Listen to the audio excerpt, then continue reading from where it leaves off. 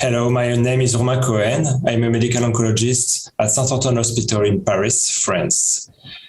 We presented during last ASCO GI Congress updated results of the GERCOR NIPICOL Phase II study that evaluated 1 year of Nivolumab plus Ipilimumab for patients with metastatic colorectal cancer harboring MSI-high phenotype.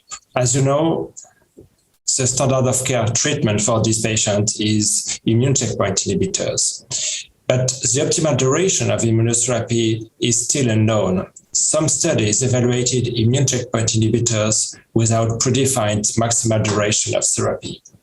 Others tested a fixed duration of 2 years. However, we know that patients who discontinue treatment due to treatment-related adverse events do have similar outcomes than other patients. One of the objectives of the NIPICOL trial was to explore a shorter duration of therapy. In this Phase II study, 57 patients with chemo-resistant MSI-high metastatic colorectal cancer received 4 cycles of Nivolumab plus Ipilimumab, then Nivolumab alone for a maximal duration of treatment of 1 year. With a median follow-up of 35 months, the PFS rate at 3 years is 70%.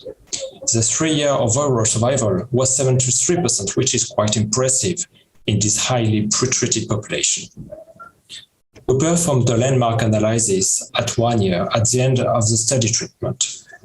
We included 42 patients who were alive and free of progression at that point. Among them, the PFS rate at 2 years was 93%, with only 4 PFS events after month 12.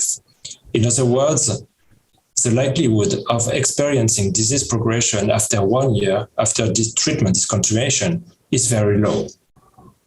It is still unknown which patient may experience late progression, but it is noteworthy that 3 out of 4 of these patients had stable disease as best response under Nivolumab plus Ipilimumab. Interestingly, Nivolumab was rechallenged in 3 patients. 2 of them achieved a partial response under Nivolumab re-exposure. In conclusion, survival outcomes with 1 year of Nivolumab plus Ipilimumab in patients with MSI-high metastatic colorectal cancer seem similar than that have been reported in other trials with 2 years of treatment or longer. Therefore, our results question the need for 2 years of treatment for all patients, but we don't know which patients require a longer duration of therapy. Finally, retreatment with Nivolumab seems to provide additional activity that remains to be confirmed with larger cohorts.